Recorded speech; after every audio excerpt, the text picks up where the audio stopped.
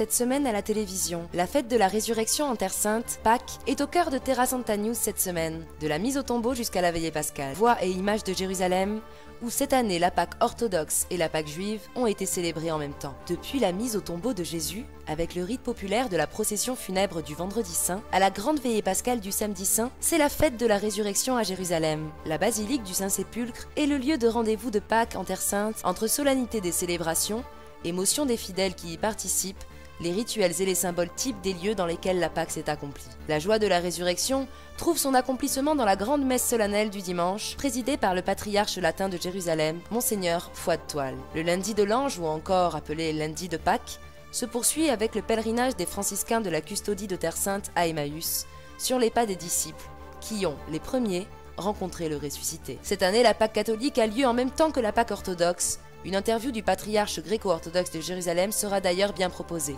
Elle portera sur la rencontre œcuménique du Saint-Sépulcre pendant la visite du pape François. Le pape François lui-même, d'ailleurs, a demandé de prier pour cette visite. Dans le message de félicitations pour la Pâque juive, en cette année 2014, s'est déroulée la même semaine que la Pâque chrétienne.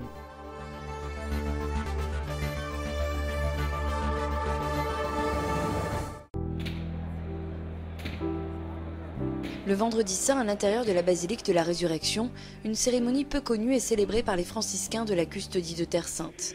C'est la procession funèbre du Christ. La célébration est présidée par le custode de Terre Sainte, le père Pierre Battista Pizzaballa. Il s'agit d'un office très ancien inspiré de la Passion du Christ, qui fait mémoire du récit de faits advenus en ce lieu après la mort de Jésus, le soir du Vendredi Saint. La procession débute dans la chapelle du Saint-Sacrement et se poursuit jusqu'au moment le plus important, sur le calvaire. C'est en ce lieu que Jésus est enlevé de la croix.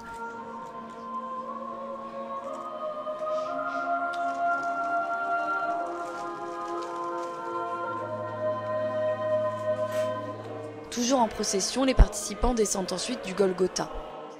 À la pierre de l'onction, le père custode oint le corps du Christ avec du parfum et des herbes aromatiques. Selon le récit de saint Jean, Joseph d'Arimathie demanda à Pilate de prendre le corps de Jésus. Nicodème y alla lui aussi, portant une mixture de myrrhe et d'aloès. Ils prirent le corps de Jésus et l'enveloppèrent d'un linceul avec les huiles aromatiques, selon l'usage juif d'ensevelir les morts. Là où il avait été crucifié, il y avait un jardin et un sépulcre vide. C'est là qu'on déposa Jésus.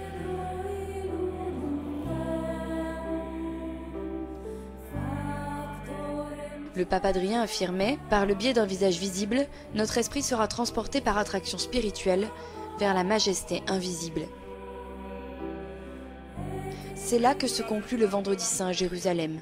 Les fidèles qui ont participé émus à cette mémoire de la Passion au Saint-Sépulcre rentrent chez eux en silence.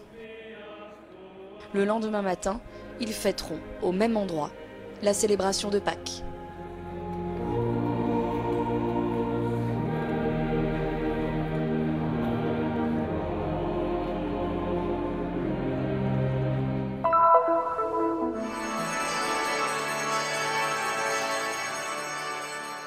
Les orgues rompent le silence de la basilique, les cloches sonnent à toute volée et la joie de la résurrection explose. C'est Pâques à Jérusalem, le Christ ressuscite ici et maintenant, aujourd'hui, comme il y a 2000 ans. La grande veillée pascale, mère de toutes les veillées, ainsi que nous le dit la liturgie, a lieu le samedi matin au Saint-Sépulcre. Cette année, elle a même lieu à l'aube, avec les premiers rayons de soleil qui pénètrent dans l'édicule, à cause de la concomitance avec la Pâque orthodoxe, dont les rites se déroulent au même endroit. La lumière du cierge pascal est prise directement à l'intérieur du sépulcre. Le diacre la transmet au patriarche latin, Monseigneur Foix de Toile, qui préside la célébration. Puis de cette flamme, les lumières devant l'édicule sont allumées, suivies des cierges des fidèles. Après la longue série de lectures de la veillée pascale, c'est le patriarche lui-même qui lit l'évangile de la résurrection devant la porte de l'édicule qui abrite le tombeau vide. Dans le récit de saint Matthieu, ce sont les femmes qui reçoivent l'annonce de la résurrection en premier.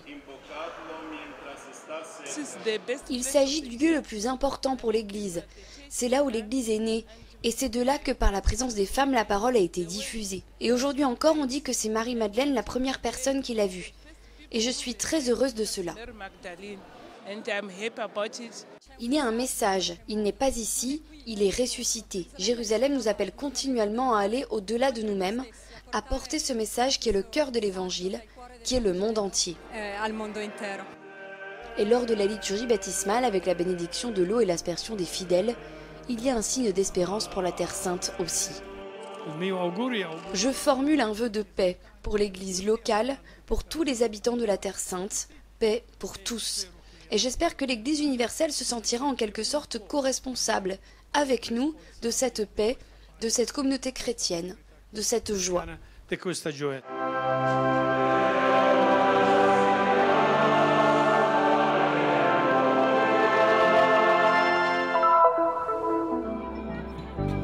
Le Christ est ressuscité, alléluia. C'est l'annonce de ce matin à Jérusalem et partout ailleurs. À la porte d'entrée du Saint-Sépulcre, avec les autorités religieuses locales, des pèlerins du monde entier sont présents.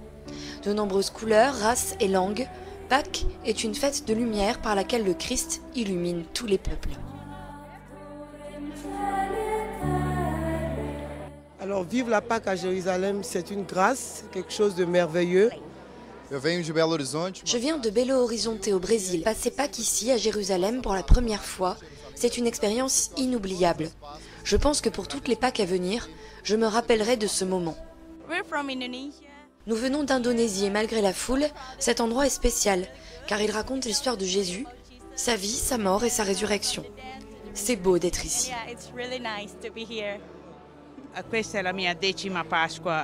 C'est ma 10e Pâques à Jérusalem. Pâques est une nouveauté, chaque Pâques est différente des autres. La messe du dimanche de Pâques a été célébrée ce matin au Saint-Sépulcre, devant la tombe vide, présidée par le patriarche latin de Jérusalem, Monseigneur Foix-de-Toile.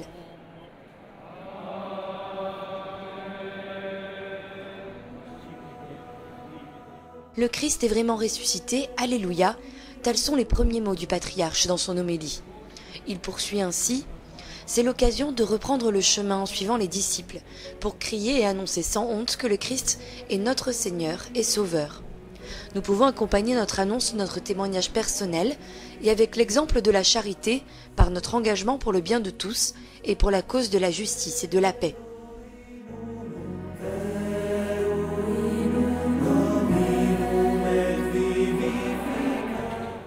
La célébration se termine avec la proclamation solennelle de l'Évangile autour du Saint-Sépulcre. L'Évangile de la résurrection est ainsi proclamé 4 fois, symbole de cette annonce dans le monde entier.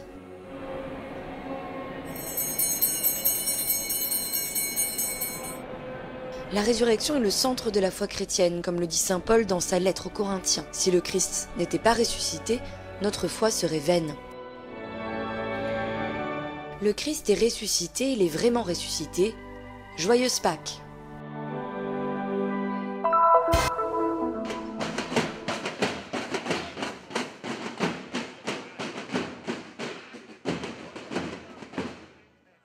La fête de Pâques en Terre Sainte se poursuit le lundi avec la mémoire de l'apparition de Jésus ressuscité aux disciples d'Emmaüs. Aux alentours de Jérusalem, 3 lieux au moins rappellent cet épisode évangélique.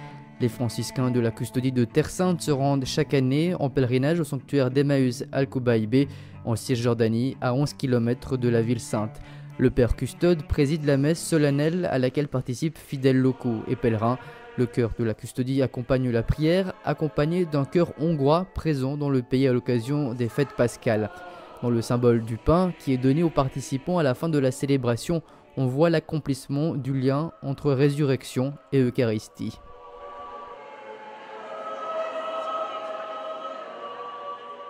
Emmaüs avec ses 2 disciples est un rappel clair de l'Eucharistie, surtout au moment du partage du pain. Une Eucharistie qui devrait se poursuivre dans la vie. Notre vie doit être rompue pour la vie du monde. Le reste avec nous des deux disciples, Cléophas et Siméon, au ressuscité, est une demande qui se renouvelle aujourd'hui à Emmaüs par le biais de l'unique famille de chrétiens, une dizaine de personnes en tout, qui vit encore dans ce village palestinien et presque entièrement musulman. À leur côté, une petite communauté franciscaine composée de 2 frères et de 3 religieuses qui s'occupent d'une école maternelle. Nous sommes avec Jésus, nous sentons son amour dans notre cœur et nous continuerons à l'avoir à l'intérieur de nous. Mais nous avons besoin de soutien. Nous serions heureux d'avoir des prêtres chez nous, surtout pour la nouvelle génération, afin que les chrétiens se sentent unis à l'Église.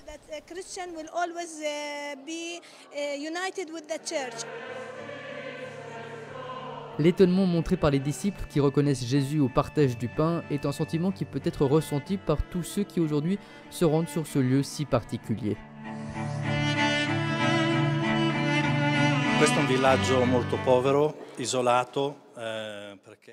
Il s'agit d'un village très pauvre, isolé, qui se trouve entre la zone israélienne et la zone palestinienne.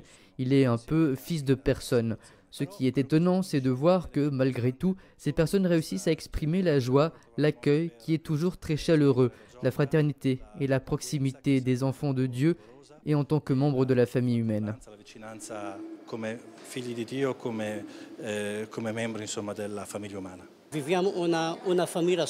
Nous vivons ici comme une famille et notre maison est toujours ouverte.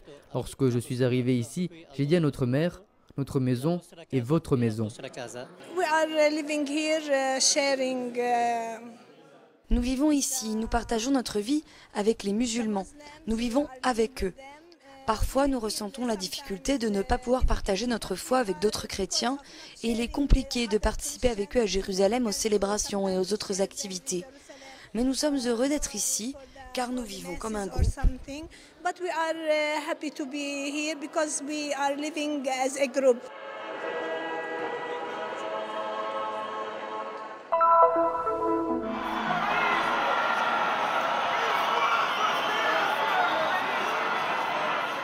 Le moment le plus spectaculaire de la Pâque orthodoxe à Jérusalem est sans doute la cérémonie du feu sacré.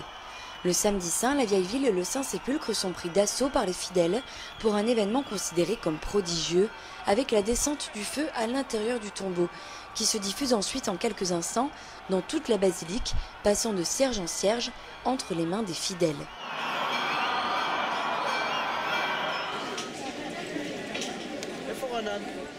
Plus de 10 000 pèlerins orthodoxes venus du monde entier sont arrivés cette année dans la ville sainte pour le feu sacré.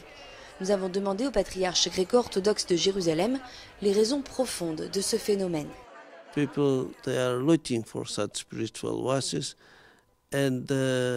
Les gens cherchent des oasis spirituelles.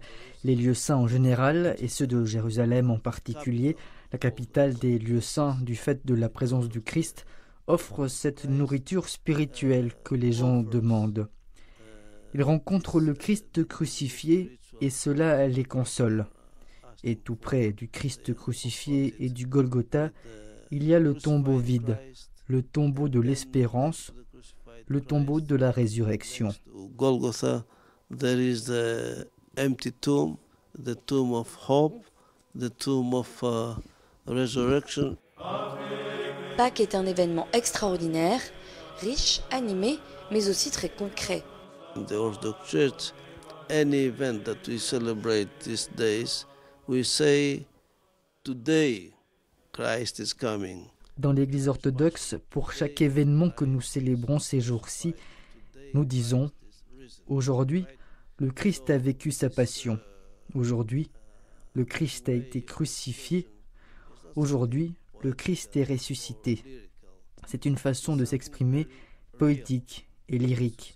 Mais c'est aussi quelque chose de réel, car le Christ est vrai Dieu, vrai homme et créateur de l'espace et du temps. Il l'est, il l'a été et le sera toujours. He is, he was, and he continues to be. Les Pâques catholiques et orthodoxes sont tombés en même temps cette année, un peu plus d'un mois avant la grande rencontre œcuménique qui réunira dans le Saint-Sépulcre le 25 mai prochain le pape François et le patriarche orthodoxe de Constantinople Bartholomée, aux côtés de Théophile III et des représentants des autres églises chrétiennes. They represent a great number of believers, of faithful, and Ils sont les représentants d'un grand nombre de fidèles. Leur venue n'est pas importante uniquement pour eux-mêmes, mais parce que tous ceux qui viennent ici, peu importante leur position ou leur capacité, viennent en tant que pèlerins. Ainsi, tous ceux qui viennent doivent se faire humbles. so everybody who's come here, he has to humble himself. Elle a duré 8 jours, commençant le 15e jour du mois de Nissan, au coucher du soleil du 14 avril. En 2014, la Pâque juive a été célébrée à la même période que la Pâque chrétienne.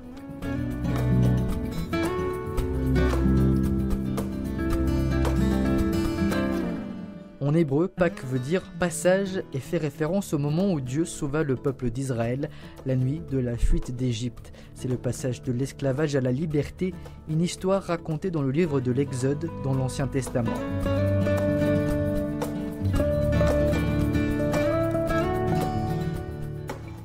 Comme c'est l'usage, le pape François a ainsi envoyé un message de vœux au grand rabbin de la communauté juive de Rome, Riccardo Di Segni, et au peuple juif tout entier, évoquant aussi sa visite en Terre Sainte au mois de mai prochain.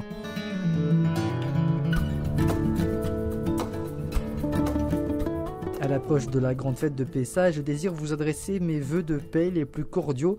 La mémoire de la libération de l'oppression par le bras puissant du Seigneur nous inspire des pensées de miséricorde, de réconciliation et de proximité fraternelle envers tous ceux qui souffrent sous le poids de nouveaux esclavages.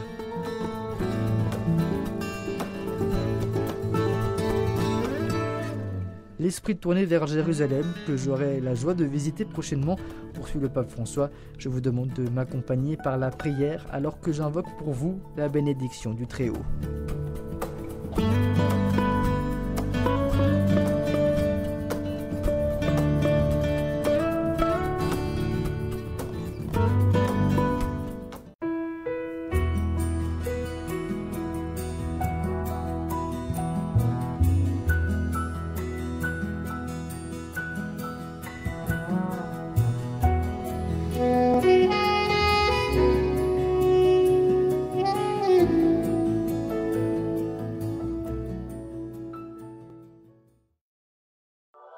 Nous sommes ici pour faire connaître la Terre Sainte, pour donner une voix et une visibilité à l'Église mère de Jérusalem, aux chrétiens locaux et aux lieux saints.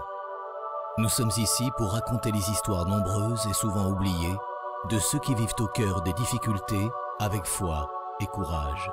Nous sommes ici pour porter au monde entier l'espérance de la terre de Dieu. Soutiens ceux qui œuvrent au nom de la custodie de Terre Sainte